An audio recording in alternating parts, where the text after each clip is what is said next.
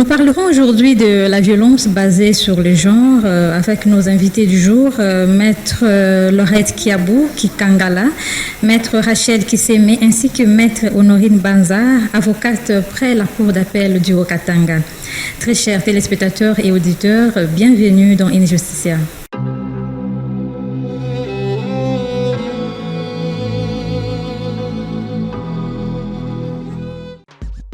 Le monde est formé d'une multitude de cultures, de pays et d'êtres humains différents. En dépit de toutes les différences sociales, toutefois un point commun, tous les êtres humains naissent libres et égaux en dignité et en droit. Tel est le libellé du premier article de la Déclaration universelle des droits de l'homme en date du 10 décembre 1948. Au fil du temps, les droits de l'homme sont devenus l'un des principes fondamentaux de l'histoire de l'humanité. On attend par droit de l'homme le droit appartenant à chaque être humain du simple fait de son existence. Les droits de l'homme sont innés et sont valables sans exception pour tous les êtres humains dans le monde entier. Ils sont donc universels. Ils sont également valables pour chaque être humain sans aucune distinction, notamment des races ou des religions, des sexes, d'orientation sexuelle, de couleur, d'âge, que pourra établir une différence entre les êtres humains. Maître, je vous souhaite bienvenue dans Injusticia. Merci beaucoup, madame. Nous vous disons aussi merci pour l'invitation et nous profitons aussi pour saluer les auditeurs et les téléspectateurs de la radio et télévision Héritage qui nous suivent en ce net moment. Merci maître. Nous parlerons de la violence, des violences basées sur le genre et nous saurons bien évidemment quelle différence qui existe entre la violence basée sur les genres ainsi que les violences basées sur la femme, les violences faites contre les femmes. Alors, sur ce, j'aimerais un peu qu'on parle d'engagement international. La RDC est-elle signataire de la Convention sur l'élimination de toute forme de discrimination à l'égard des femmes? La RDC a ratifié à la Convention donc nous faisons partie de ça. Voilà, alors quel est l'objectif de la résolution 1325 du Conseil de sécurité de l'ONU et comment concerne-t-elle les femmes congolaises contassées? Oui, la résolution 1325 du Conseil de l'ONU est une résolution qui est venue en amendement à la Convention sur l'élimination de toute forme de discrimination à l'endroit de la femme et de la jeune fille. Elle vient pour pousser les États membres à pouvoir abolir tout ce qui est discrimination à l'égard de la femme et de la jeune fille. Et elle oblige les États membres à pouvoir éradiquer toute forme de violence à l'égard de cette dernière. Maître Laurette, avez-vous à compléter? Non, pour juste l'exemple, à l'égard des femmes, par exemple les femmes qui se retrouvent en ce moment dans les coins là où il y a des guerres, elles subissent beaucoup de violences, c'est dû à leur vulnérabilité qui sont en train de subir ces violences-là. C'est pourquoi la résolution 1325 est venue pour renforcer, afin que ces lois-là soient mises en application et que les femmes se soient protégées par nos propres lois. C'est comme ça que ça concerne les femmes de la RDC. Bon, je voulais aussi renchérir ce que Maître Laurette venait de dire. Donc, elle pousse aussi les femmes dans la participation de l'intégrité, donc de la protection générale d'une femme. Donc, les droits à la femme à participer dans les domaines qui jadis ont été réservés, je sais pas moi, seulement aux hommes et autres. Et comme c'est les genres, donc la femme était mise à l'écart. Mais ce protocole est venu pour permettre à la femme de participer aussi dans des domaines qui étaient réservés uniquement aux hommes. Et comme pour enchérir aussi à ce que venait à dire Maître Honorine, nous avons dit la résolution 1325 oblige les États membres à pouvoir aider cette femme qui s'est sentie victime, sur tout point de vue, en ce qui concerne les conflits et autres, à pouvoir ne pas tout le temps victimiser, parce que nous voyons lorsqu'il y a conflit, souvent c'est la femme qui est victime. Et un État, par rapport à la résolution 1325, cherchera plutôt à ne plus victimiser cette femme, mais à l'amener dans tous les points de décision. Par exemple, la paix. La paix d'un État ne peut pas exister si la femme est tout le temps victime de ce genre d'agression, de ce genre de violence. Alors, dans la résolution 1325, il a été trouvé que cette femme ne doit pas demeurer victime.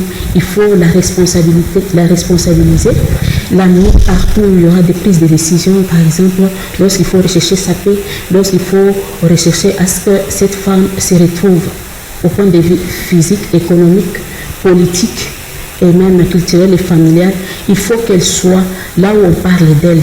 Ça ne servirait vraiment à rien de la mettre tout dans l'écart. Ça ne servirait vraiment à rien de ne pas l'associer partout où son cas doit être traité. Et c'est à cela que la résolution 1325 est arrivée pour amener les États à pouvoir ne pas tout le temps voir cette femme comme une victime, mais plutôt chercher à la mettre partout où les décisions sont prises à son endroit, comment elle doit être, comment elle doit vivre, comment éviter à ce qu'elle soit victime. Lorsqu'on doit parler de la protection de la femme, il faut qu'elle soit là aussi, parce que c'est elle qui comprend sa douleur, parce que c'est elle qui comprend sa souffrance, parce que c'est elle qui comprend toutes les sortes de violences là, c'est elle-même, c'est dans son corps. Alors il faut qu'elle soit là, dans les prises de décision, dans la politique et tout. Alors, Maître Laurette, que prévoient les protocoles de Maputo signés par la RDC concernant les violences? Merci beaucoup, madame, pour la question. Les protocoles de Maputo signés, ça prévoit d'abord la protection des femmes de toutes les formes de violence. Ça, c'est un. Il y a aussi des cas, parce que le protocole de Maputo s'étend dans beaucoup de domaines. Il y a les violences sexuelles, il y a le mariage précoce, il y a d'autres choses. Alors, dans ces cas-là, le protocole de Maputo est en train d'accompagner les femmes dans les cas où ils ont été violés et les femmes se retrouvent peut-être grosses. Là, il y a des avortements médicalisés qu'on est en train de prévoir par le protocole de Maputo afin que cette femme puisse subir l'avortement médicalisé avec l'aide des spécialistes dans le domaine de santé. Donc, que les femmes qui ont peut-être connu les viols et qui arrivent à se faire avorter parce qu'il ne connaît même pas son bourreau. Il ne peut pas avoir l'enfant que lui ne connaît pas son père. Là, le protocole de Maputo oblige à ce que cette femme, si elle veut, elle peut avorter. Et aussi, il y a aussi les femmes là, lorsque la santé ne permet pas d'avoir le bébé au sein d'elle. Le protocole de Maputo aussi, pour sa santé, prévoit que cette femme puisse avorter, toujours médicalement. Et il y a aussi beaucoup d'autres choses. Je ne sais pas si les confrères vont devoir me compléter quant à ça. Oui, pour enchérir à ce que venait à dire mon confrère Maître Laurette, je dirais aussi le protocole de Maputo a été accueilli avec joie pour les femmes, surtout les femmes victimes de violences. Pourquoi? Parce que avant que la RDC n'adhère à ces protocoles, il était difficile, voire compliqué pour une femme d'accéder devant les instances judiciaires pour saisir en cas de viol, ou plutôt lorsqu'elle était grosse des suites d'un viol. C'était difficile pour cette femme. D'abord, ce n'était pas permis. Ici, chez nous, en RDC, ce n'était pas permis pour une femme d'aller avorter. L'avortement n'était pas permis. Et d'ailleurs, celle-là qui avait accès, c'était vraiment limité. Peu de femmes pouvaient accéder. Et cela était vraiment compliqué. Mais au jour d'aujourd'hui, on trouve que cette femme qui a connu l'inceste dans sa famille, cette femme qui a été violée par plusieurs hommes, il ne sait pas reconnaître qui serait l'auteur, qui sera l'auteur, qui sera le père de cet enfant qu'elle porte. Et dans le cadre des malformations, nous voyons avec les Maniques qui lient notre pays. Donc à cette femme, on lui donne l'accès. Cette femme a le droit, cette femme a la possibilité de saisir les instances judiciaires. Cette femme a la possibilité, ce n'est plus compliqué comme dans le temps. Elle va dans une formation médicale et elle est reçue sans complication comme dans le temps. Oui. Je voulais aussi ajouter sur ce que notre Rachel venait de dire, c'est que le protocole de Maputo oblige aussi, par exemple, donc les États qui ont ratifié à ça, donc dans les cas pratiques, la RDC, donc à punir, à éradiquer, aussi à suivre de près les auteurs qui commettent ce genre de violence sur les femmes. Par exemple, une femme qui a été violée se retrouve enceinte et cette grossesse indésirée. Alors, d'une part, on dirait que sa vie est basculée. Donc, c'est pas ce que la femme a voulu. Donc, l'auteur de cette infraction doit être poursuivi par ces protocoles-là qui donnent cette obligation à notre pays de poursuivre, d'éradiquer, de punir ce genre de comportements qui détruisent les vies et qui font à ce que la destinée de plusieurs femmes puisse passer à côté. Donc, ces protocoles donnent aussi cette obligation à l'État de poursuivre vraiment ces auteurs qui commettent ce genre d'infractions.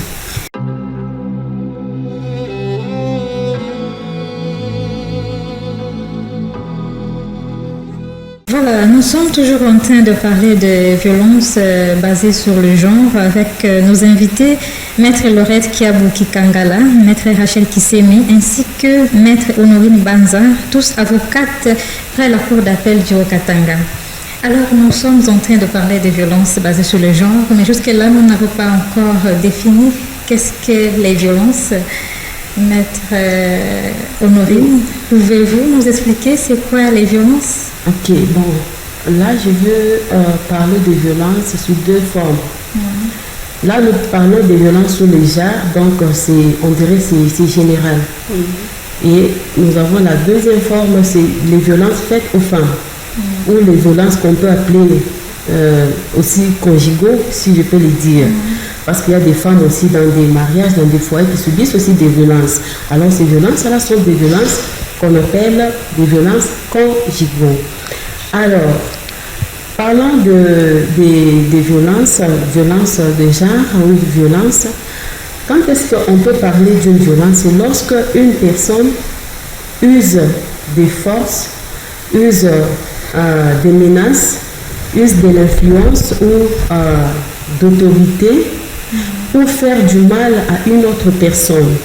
Et ce genre il peut s'agir, comme je venais de dire, des violences corporelles, des violences c'est physique corporelles, des violences psychologiques, des violences économiques. Il peut s'agir des violences administratives. Donc ça, ce sont ces genres de violences donc, qui peut se faire sur tout le monde.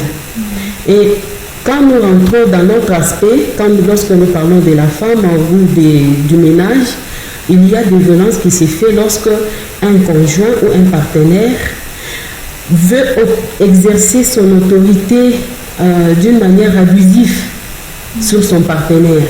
Je peux donner l'exemple dans un couple où la femme n'a pas un mot à dire. Donc il faut que le mari dise tout. Donc le mari a le dernier mot. Et la femme subit ça et ça influe psychologiquement très grave. La femme ne peut pas travailler, il faut que les messieurs donnent l'autorisation. Et la femme, il y a d'autres femmes qui subissent même des insultes. Il y a d'autres femmes qui sont dénigrées. Là, ce sont des violences conjugaux. Donc je peux un peu parler comme ça, des violences. Maître Rachel, avez-vous à ajouter sur les violences? Oui, par rapport à la violence, je crois que Maître a parlé de la violence et des conséquences déjà, des violences par rapport à tout. Mais nous allons arriver là. Voilà, la violence, quant à la violence elle-même, c'est tout acte qui touche à l'intégrité physique, soit morale, soit psychologique de la personne. Même la menace de recourir à une force devient déjà une violence.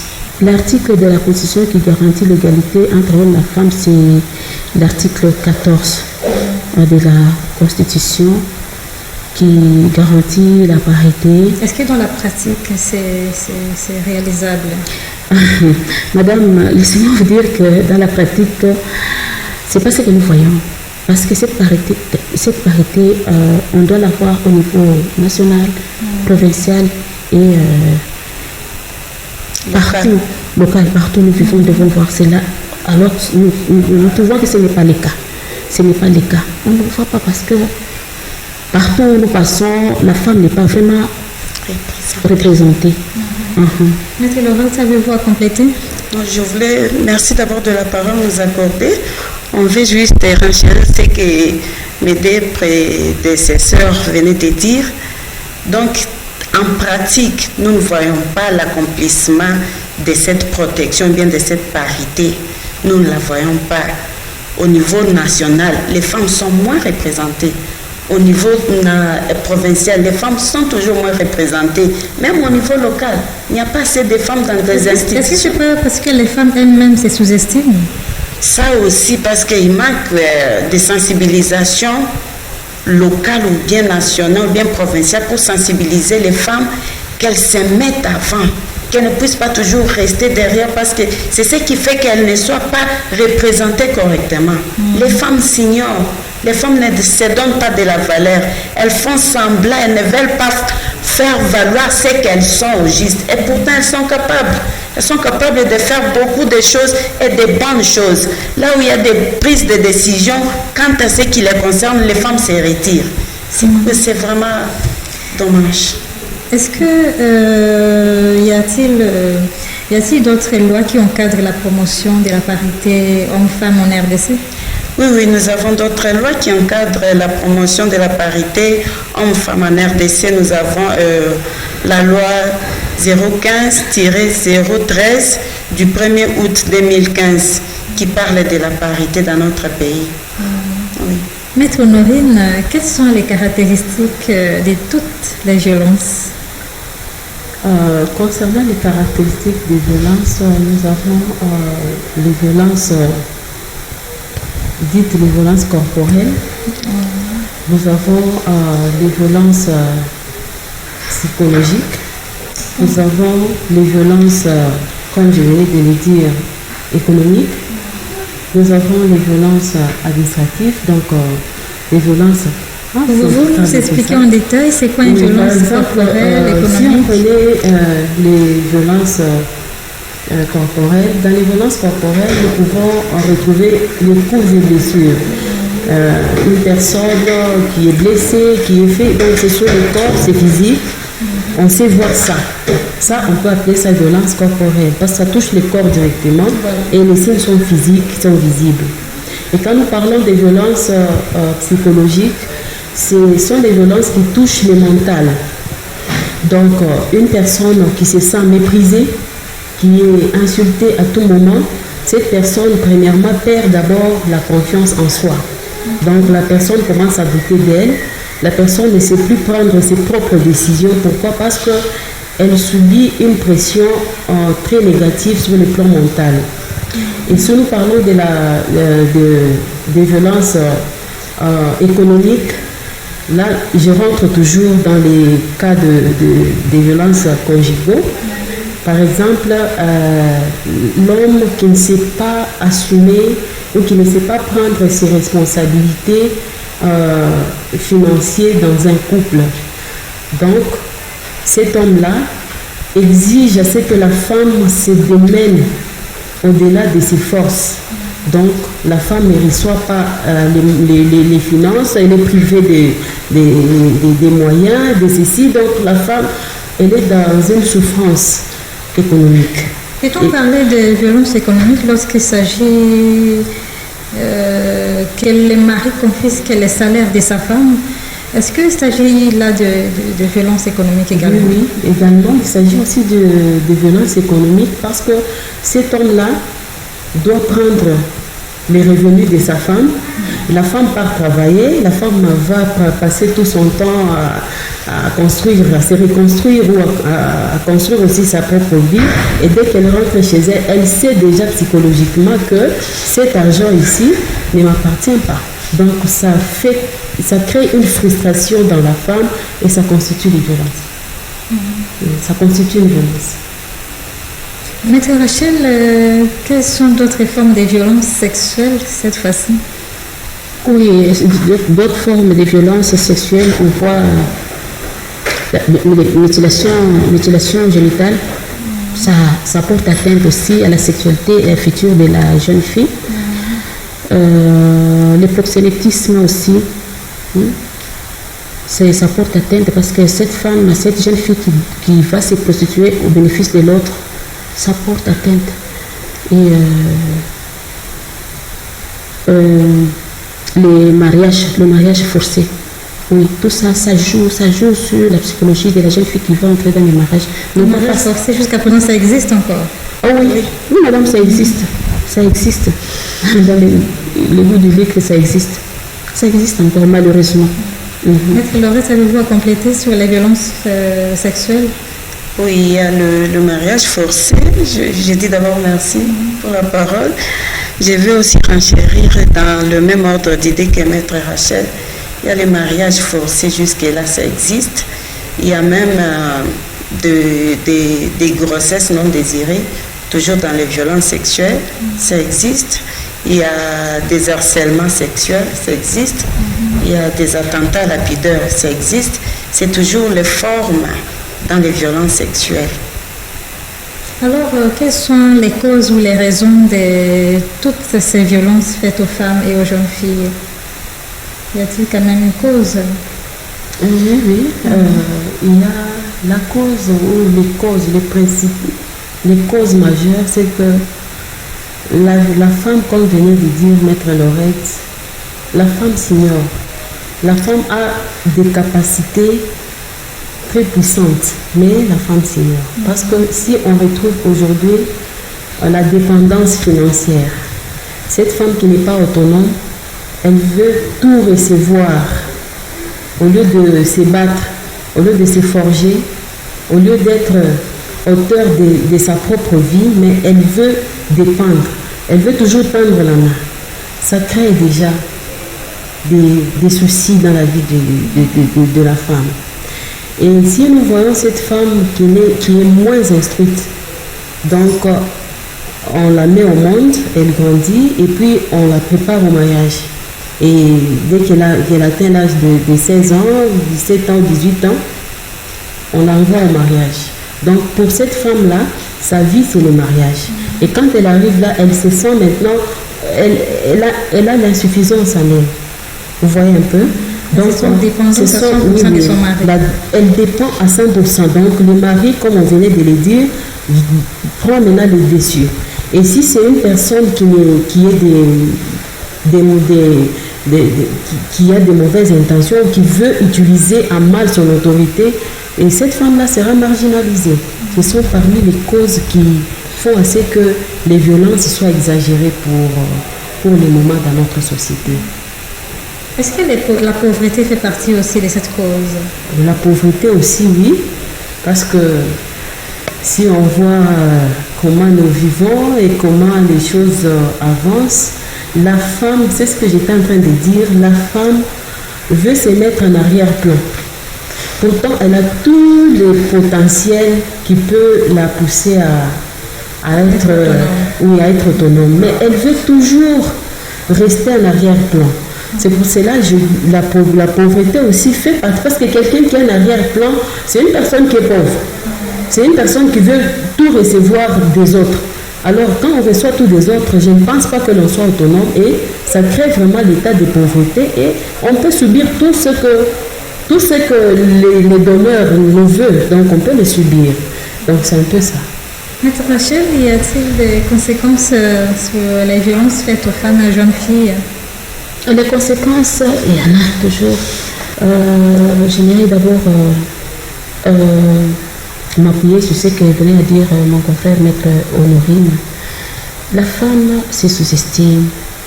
La femme se sous-estime. D'abord, si je puis faire marche arrière par rapport à là où nous avons commencé, par rapport à la discrimination, c'est une chose qui commence dans nos familles déjà.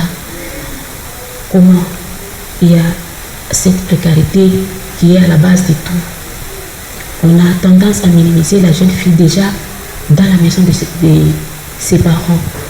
On privilégie les garçons. Lorsqu'il n'y a pas assez de moyens, on dit les garçons doivent étudier, la fille reste à la maison. Et lorsque il y a assez de monde, on dit non, toi, la fille, tu n'as pas droit aux grandes études, toi, tu dois faire ceci comme ça. Parce qu'il n'y a pas plus longtemps, j'ai partagé avec une femme dans mon quartier, elle me dit non, c'est là où on n'a pas assez de moyens, on a envoyé ses frères aller étudier. Vous voyez, et cette fille, jeune fille qui grandit comme ça, elle aura toujours tendance à rester derrière, même si elle peut fournir les efforts, dire pourquoi. Moi, je me rappelle encore lorsqu'on étudiait encore, lorsqu'on était encore à l'école primaire aux humanités, qu'est-ce qu'on se disait? Il y a des jeunes filles qui se disaient non, je vais étudier pourquoi on va me marier. Et cette fille qui entre avec cette idée dans le mariage, elle est appelée à rester toujours derrière. Et lorsqu'elle va étudier, déjà connaissant que voilà, c'est comme ça, la femme vient toujours en second plan par rapport à l'homme, elle aura tendance toujours à se minimiser. Et c'est ce qui arrive aujourd'hui, à se minimiser toujours. Moi, je crois que peut-être c'est nos enfants qui pourront prendre la relève pour comprendre ce que c'est la femme, que la femme est l'égale à l'homme. La femme est l'égale. Et dans nos familles, la femme qui me suit présentement, là où les femmes qui me suivent, elles doivent comprendre que même lorsqu'il faut partager les tâches ménagères au sein de la maison, il faut les partager équitablement. Lorsque nous parlons des conventions, des résolutions, des protocoles, ça parle de tout ça. Partager les tâches mais aussi équitablement aux garçons comme aux jeunes filles. Pourquoi est-ce que la fille doit beaucoup travailler au détriment du garçon? Que le garçon étudie, non, on laisse les garçons doivent étudier et la fille, non, on doit faire les travaux. Ça diminue déjà, la fille. Ça diminue et elle risque toute sa vie sera comme ça. Il se dit non, les grosses tâches là, c'est pour l'homme. Les grosses tâches, chez moi, c'est la cuisine, moi, c'est ceci, les autres là, et c'est ce que nous voyons. Aujourd'hui, si nous regrettons, pourquoi est-ce que la femme, aujourd'hui on dit par rapport aux résolutions et tout, on dit que voilà, même la femme doit se retrouver partout. Là où on traite son cas, elle doit être là. Mais celle-là, elle se dit, je vais aller faire quoi là-bas?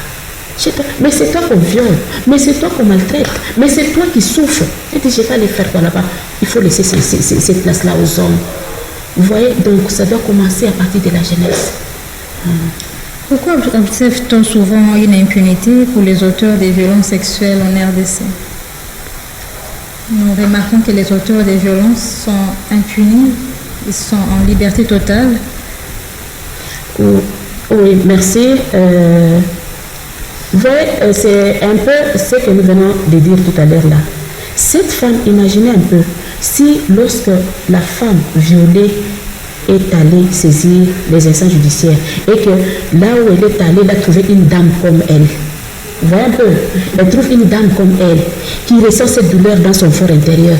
Comment agirait-elle? Mais maintenant, cette femme qui va porter plainte, elle va trouver un homme. Cet homme ne comprend pas la douleur de la femme. Et comment cet homme traitera-t-il le problème qui concerne la femme? C'est pourquoi il est demandé à ce que la femme se retrouve partout. Partout où les prises de décision à son égard seront prises, qu'elle soit là. Hein? Moi, je trouve que c'est ce qui aiderait un peu. Parce que quand vous trouvez l'homme, on a toujours tendance à nous dire entre nous que les hommes entre eux se protègent. Donc c'est à nous de défendre nos causes, nos problèmes à nous. Donc c'est pourquoi moi je considère que la femme soit aussi partout là. Je peux aussi l'ajouter, nous trouvons cette impunité, c'est aussi à cause de la non-application des lois qui ne peuvent pas aller jusqu'au-delà de bien protéger les femmes. Il y a ça, il y a aussi les faits là de la guerre Lorsque quelqu'un a fait une violence ici, quand il y a guerre, la personne peut se déplacer, aller ailleurs et elle reste comme ça, errante, sans toutefois être punie. Je trouve que ça aussi, ce sont les causes qui font que les hommes ou bien les infracteurs ne soient pas punis à cause de ce qu'ils font. Est-ce que les insuffisances des preuves aussi peuvent faire partie de cette raison? Oui, les insuffisances de preuves aussi peuvent faire partie de cette raison. Pourquoi? Parce que lorsque une personne est victime, on la demande quelles sont les preuves que tu nous apportes pour que nous puissions attester que réellement tel t'a fait telle chose. Mais la personne n'arrive pas à donner de preuves. Parce que dans notre adage, on dit, il revient à celui qui allègue le fait d'en donner le preuve. Mais quand tu t'amènes devant une justice et tu n'as pas de preuves, là c'est pratiquement impossible qu'on puisse mettre la main sur la personne. Et pour un peu ajouter à ce que venait à dire Maître Lorette, je dirais que les victimes ne comprennent pas comment elles doivent procéder. Par exemple, en cas de viol, tu t'amènes devant la police 2 jours plus tard. Tu t'es déjà lavé, tu as déjà nettoyé ta culotte et tout. Qu'est-ce que tu vas donner là pour preuve? Et souvent, dans ce qui concerne les violences sexuelles, les familles ont tendance d'arranger entre elles. L'arrangement amiable. L'arrangement amiable. Or, c'est interdit. C'est interdit. La loi interdit cela. Lorsqu'il y a viol, il faut amener les facteurs devant les instances judiciaires. Vous essayez d'arranger à votre manière. Et lorsque maintenant vous comprenez qu'il n'y aura pas de solution, vous voulez maintenant recourir alors que toutes les traces sont déjà effacées. C'est là aussi la difficulté. Maître Honorine, quelle solution pour lutter contre toutes ces formes de violence, que ce soit violence basée sur le genre et violence faite aux femmes? Bon, moi je pense qu'il faut d'abord passer à la réforme de notre appareil juridique. Et il faut vraiment que notre État puisse s'impliquer vraiment de sorte que, ou soit que notre État puisse mettre les moyens pour arrêter ce genre de pratiques. Parce que si l'État mobilise partout où il y a les femmes sont presque partout, alors que l'État mette un peu beaucoup de moyens et de forces dans des quartiers, dans des communes, dans des villes, pour permettre à ces femmes, comme venait de dire Maître Rachel, dès la commission de l'acte, que la femme sache où aller se plaindre. Donc ça, ça sera vraiment très... Et où est-ce que la femme peut aller se plaindre?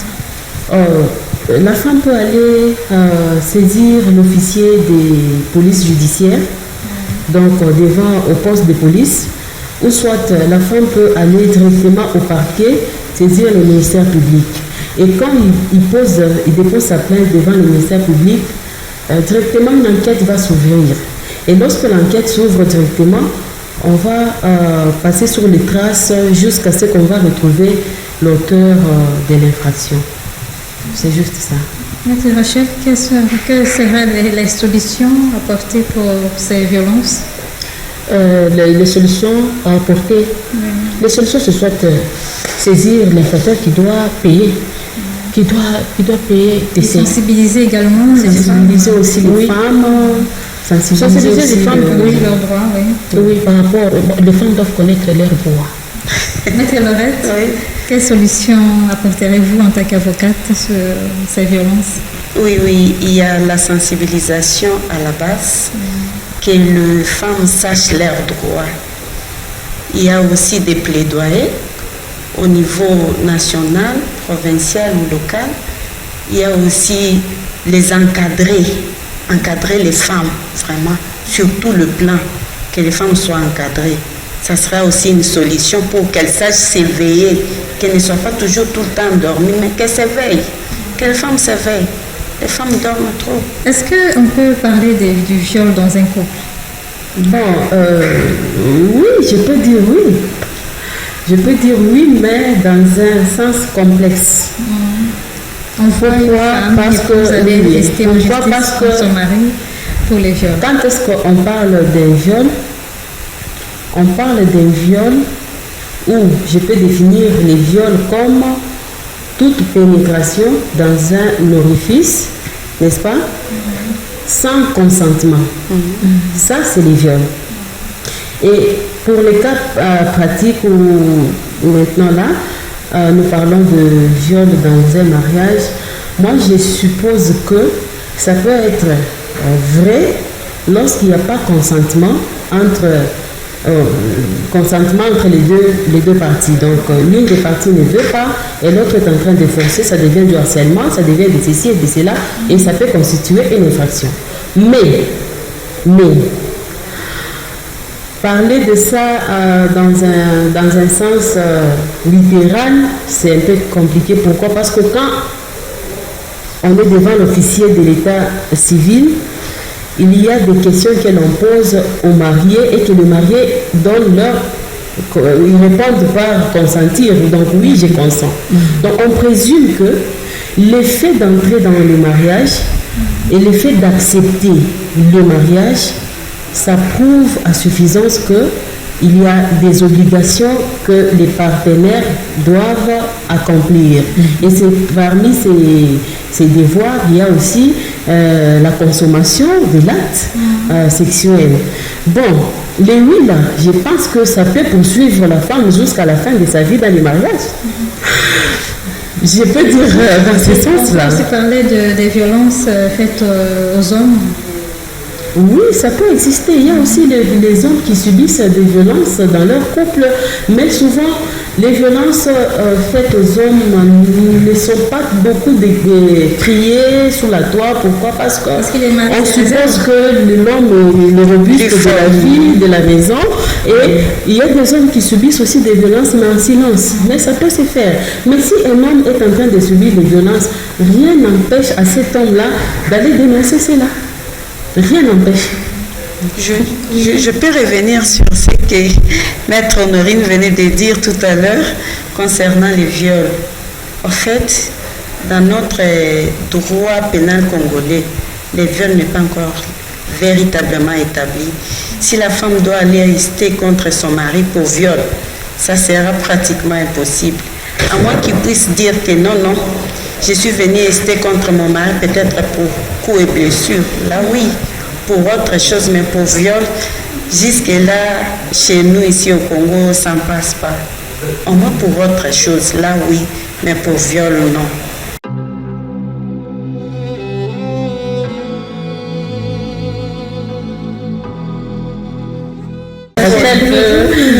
Nous résumer, c'était un lingala. On va essayer, il y a des termes qu'on ne saura pas traduire en lingala. Bon, na lingala tokoloba na mkolalo tolobeli o itali violence faite à la femme. Donc maebeo esale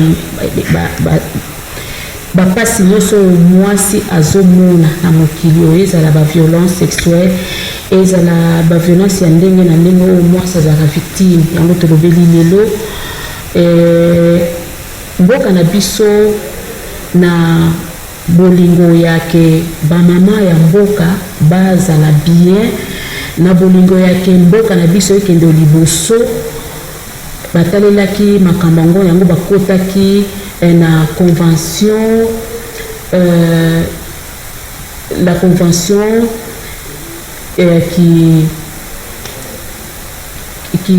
la convention tendant à éliminer toute forme de discrimination à l'égard de la femme.